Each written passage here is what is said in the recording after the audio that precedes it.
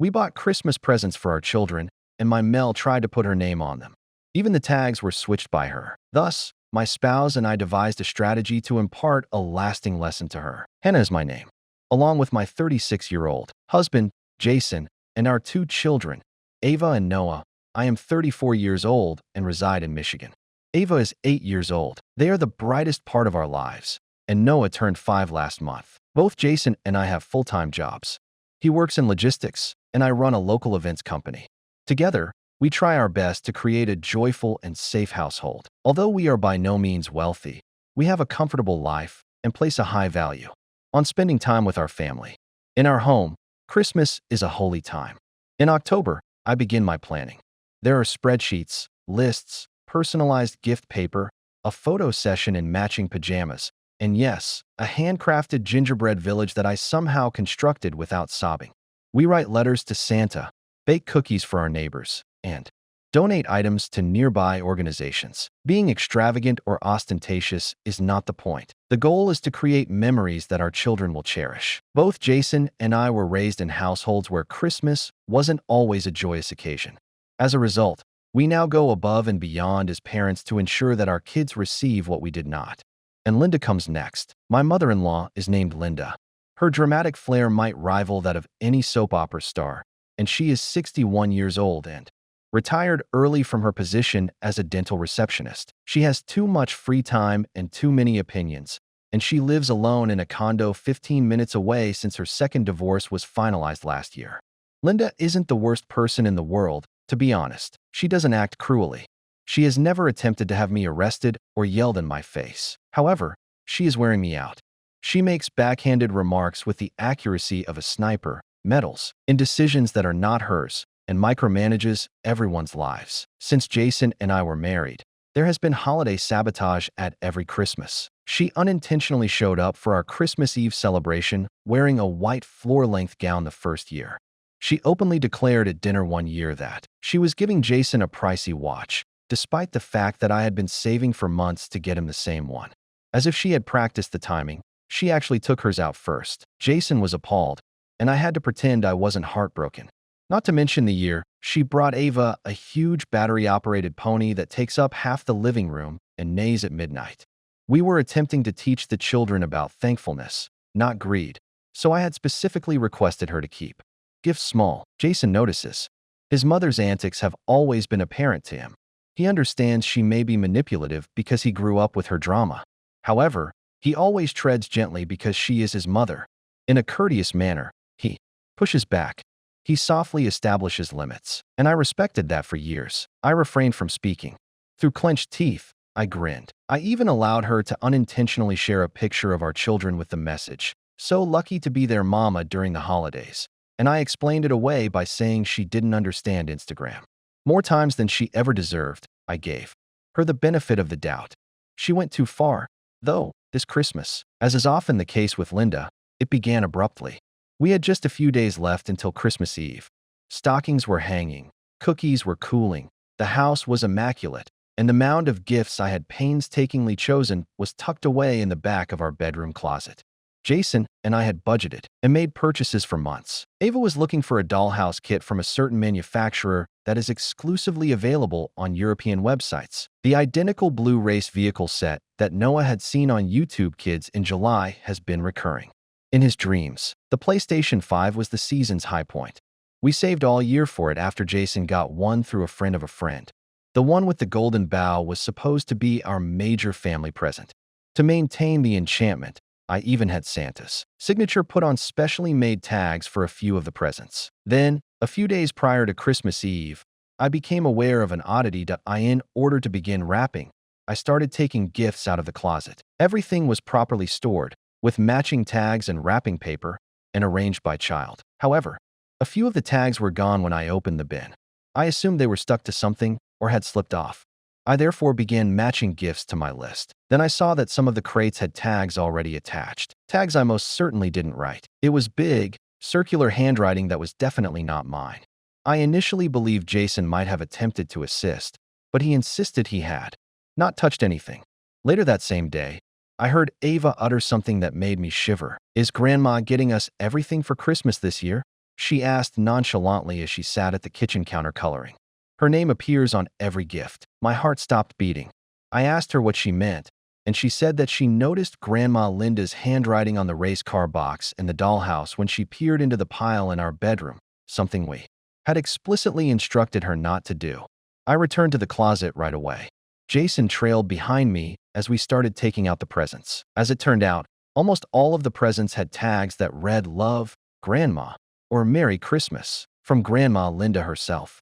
Even the PlayStation we had saved and scrawled for our gift. Without our knowledge or consent, she had rummaged through our closet, not only seeing everything we purchased, but also replacing our tags with her own.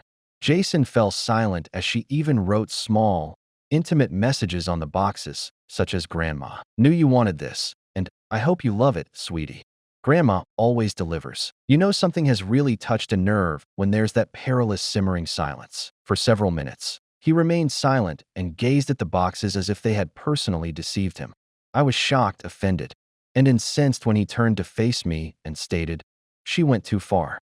She is taking credit for everything. Who does that? Who literally erases the work a mother and father put in to feel significant by getting so involved in someone else's parenting?" Our home's key was in Linda's possession. Although she said it was for emergencies, it was clearly obvious that she had used it to enter covertly while we were both at work. She had entered our bedroom, opened the gift bins, taken off the tags, and put hers on them, probably ones she had already written at home. It was really impolite and a violation. It was more than simply presents. This was about domination, control, and a mother who, even with her own son and daughter-in-law, could not bear to be in the spotlight. At that moment, my incredibly patient husband, Jason, who had been attempting to maintain harmony for years, gave me a fierce look. We made the decision to give her a lesson she would never forget at that point. Jason and I had every right to blow up after learning of Linda's small-scale prank with the gift tags. With an angry outburst, we could have confronted her at that very moment, returned her key, and barred her from Christmas completely. To be honest, though, that would have directly fueled her desires. Drama, attention, the chance to play the victim once more, the misunderstood grandmother who merely wanted to get involved. No, she had gone too far this time. We also had no intention of screaming about it. We intended to subtly outmaneuver her, strategically, and we were going to allow her to use her own smuggling to hang herself. The initial component of the strategy was the brainchild of Jason. "Don't make any changes," he said. "Leave the tags in place. Assign her a fictitious little Christmas morning. Let her enjoy it." I didn't understand at first. Why let her take the credit? But once he clarified, I saw how fulfilling this would be, so we left all of the tags. Love, Grandma. Grandma sent a text message to the family group chat saying, "I can't wait to see their little faces light up," with far too many emojis.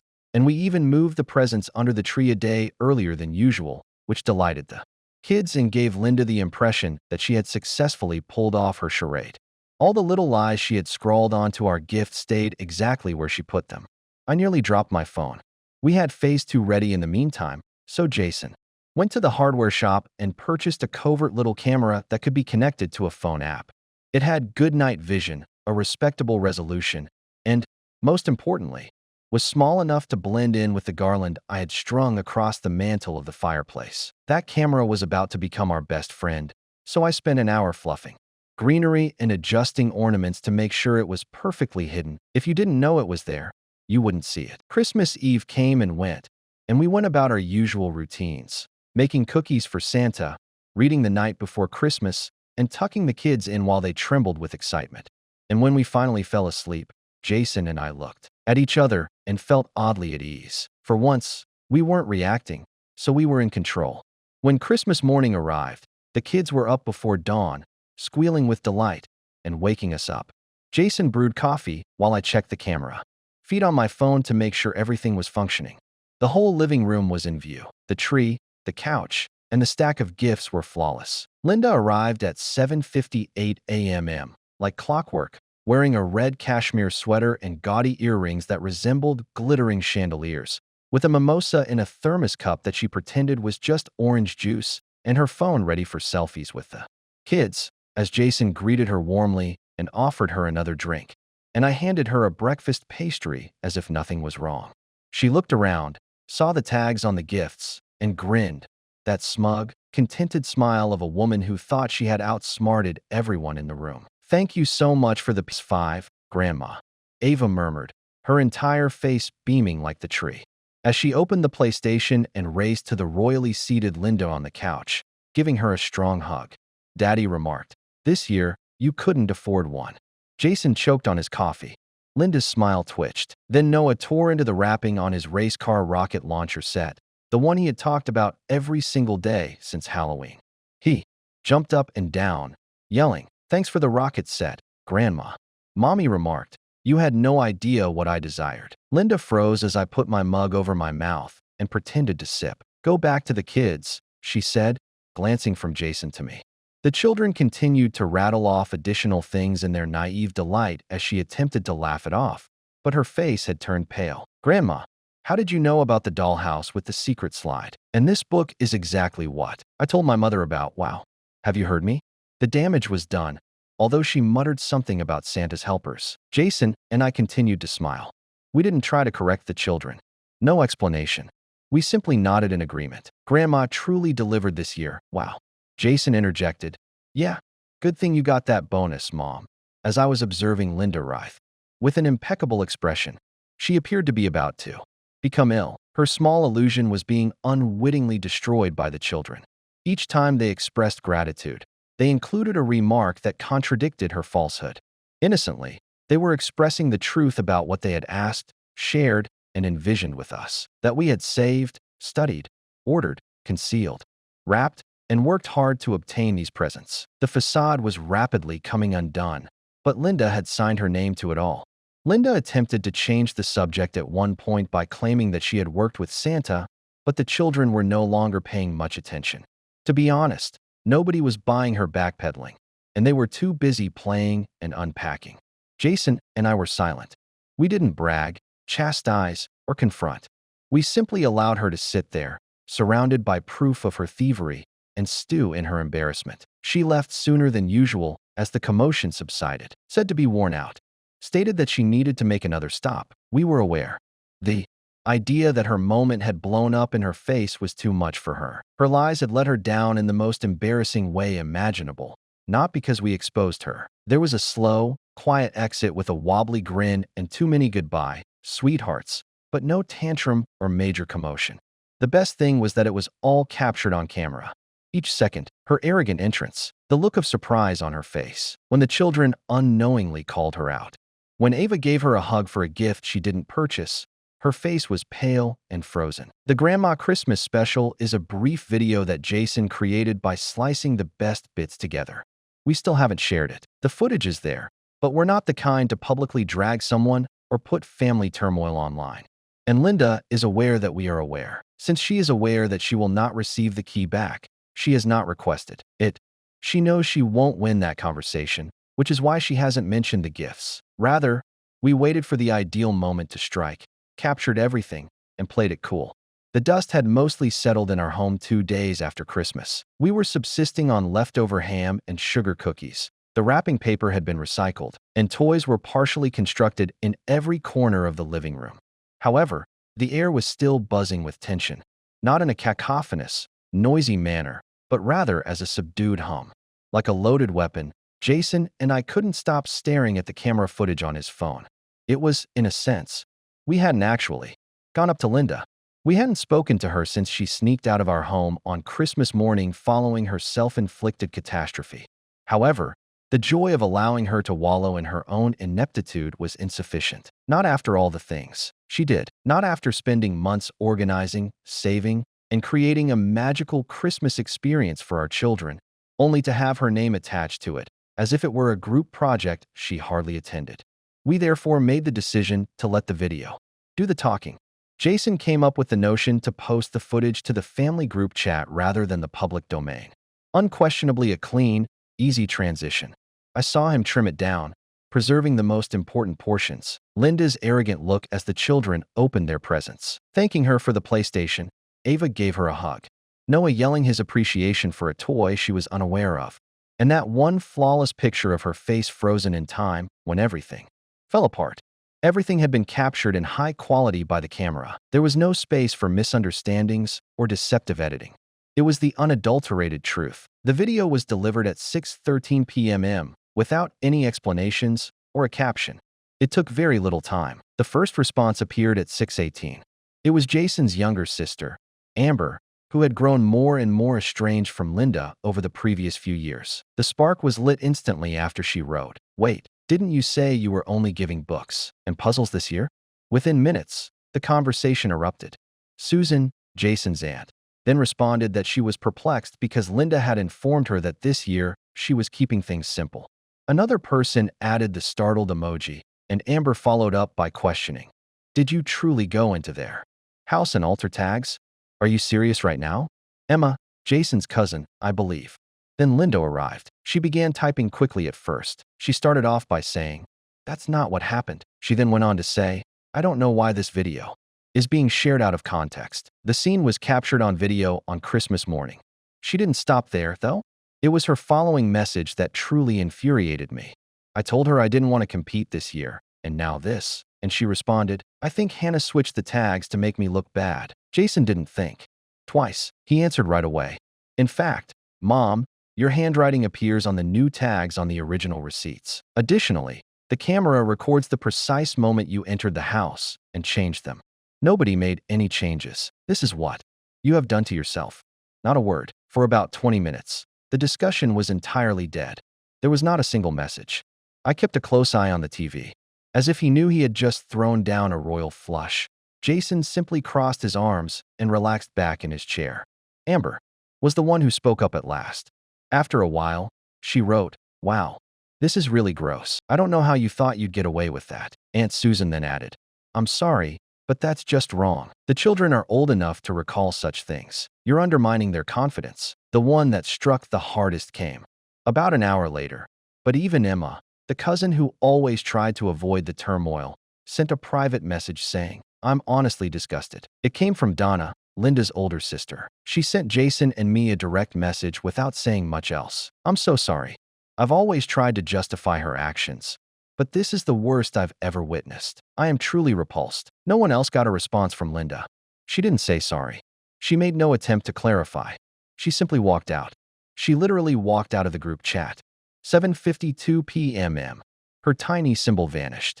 Not a warning. No farewell, just gone. That night, we said nothing more. Jason and I exchanged a look that told us we made the right decision, but there was no victory dance or celebration. It was never intended to make her feel inferior.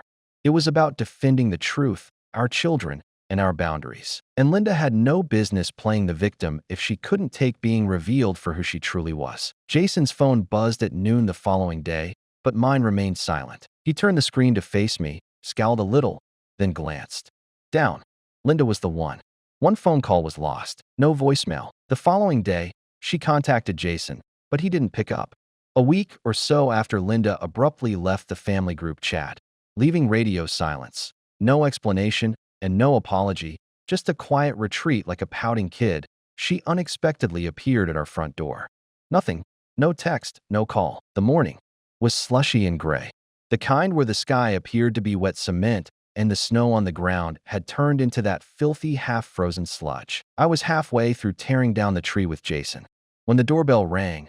I hadn't yet finished my first cup of coffee, and the kids were still in their jammies watching cartoons. Linda was standing outside with a bright pink bakery box in her hands and a phony smile when I answered the door. She appeared to be attempting to sell something, had her hair done, and wore an excessive amount of perfume. Every muscle in my shoulders tensed the moment I laid eyes on her. I wanted to close the door, but I refrained from doing so. I moved out of the way and let Jason deal with it. "I just happened to be in the neighborhood and thought I'd stop by," she said as she entered without waiting for an invitation. The package she was holding contained an obviously pricey cake from a hip local bakery that was consistently booked out for weeks at a time. She also sent Jason a card that was overly festive and was embellished with glittering snowflakes. "I was just trying to be a memorable grandma," she wrote in her handwriting. That was it. She made a flimsy attempt to portray what she did as some sort of meaningful gesture, as if breaking into our house, making us miss our own children's vacation, and lying to everyone's face were just peculiar granny antics. There was no apology, no ownership, and no remorse. After reading the card quietly, Jason looked up at her with composure and poise, but I could see his jaw tensing. She tried to downplay what had transpired by launching into a prepared diatribe. She referred to it as a misunderstanding and a dumb joke. She claimed that we had exaggerated it to an absurd degree and that she believed it would be a lovely surprise for the children. She said it was all in good humor, and she never thought anyone would take it so seriously. Jason posed a straightforward query to her. She startled, not expecting him to ask. If it was a joke, why didn't you tell anyone? Why didn't you say a single word when the kids were thanking you for things you didn't buy? She stammered out a reply, began a statement, paused in the middle, and then simply shrugged as if the response didn't matter. He waited. She remained silent. Then, exactly on cue, Ava raced into the room with a plush unicorn with glittery wings, which was one of her favorite Christmas morning presents. The silence that followed was deafening. "Did Mommy really buy this one? Or did you just change the tag again?" she said, holding it up in her typical direct 8-year-old manner. Linda's face turned a deep scarlet with rage. Not ashamed, not at fault, furious. Despite not smiling, she turned to face Ava. Her voice shifted. She lost her mask. She lost her temper. "Perhaps we wouldn't have this issue if your mother didn't give credit such a high priority." Jason was the first to move. He went to the counter where Linda had placed the cake, picked it up, wrapped it in its box, and returned it to her with composure. He didn't speak louder. He didn't say anything spectacular or swear. He just told her the truth that we had made it plain that our boundaries were unquestionable, that we had tried to be patient, that we had asked for respect, and that she had obviously not learned anything. For a while, she stood there with the cake in her hand, her face vacillating between anger and incredulity. She then muttered something under her breath, presumably hoping that we would intervene, save the moment, and yank her back into the cozy core of the family that she had attempted to control. We didn't. Without saying another word, she turned and left. The door behind her crashed more forcefully than it should have, and I saw her stomping down our icy walkway, almost slipping, in her high boots, through the frosted front window. Once near the curb, she stopped and looked back as if she thought someone would come after her. Nobody did. Muttering about how unappreciative we were, she hurried out. After Linda stormed out with her cake, we assumed that everything had finally calmed down, but we were mistaken. I attended a parent-teacher conference at Ava's school last week, where they discussed general updates and academic achievement. I was waiting outside the classroom when two mothers came up to me, looking uncomfortable. One of them, Melissa, asked, "Hey, random question. Is your mother-in-law the one who bought your kids all their Christmas gifts?" She was telling everyone in the parking lot after the holiday concert that she saved the day because you guys couldn't afford presents this year. I just blinked at her. Linda had apparently been going around to school pickup and other functions, telling anybody who would listen that we had fallen on hard times and that she had stepped in to make sure Ava and Noah had a memorable Christmas. She even produced pictures from the morning, the ones she had surreptitiously taken while posing as the holiday queen while lounging on our couch. I remained calm. I became exact. Jason and I went all out this Christmas to surprise the kids, and I stepped up casually at the end of the parent-teacher conference before everyone had left to say, "I just wanted to take a moment to thank the parents and teachers for making the holiday season so special." Even though there were a few little problems, like the present tags accidentally being switched, we were entirely responsible for their happiness. I just wanted to make that clear in case anyone heard differently. Silence with grace. One of the instructors grinned. A couple of parents looked at one another.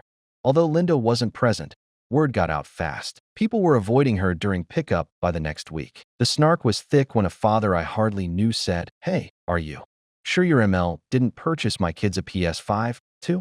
Jason received a text from Linda later that night. "I see how it is. I was only trying to help."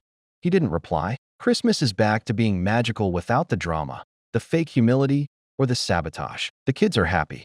Jason and I feel like a team again. And Linda finally realized that lying for attention eventually makes no one listen.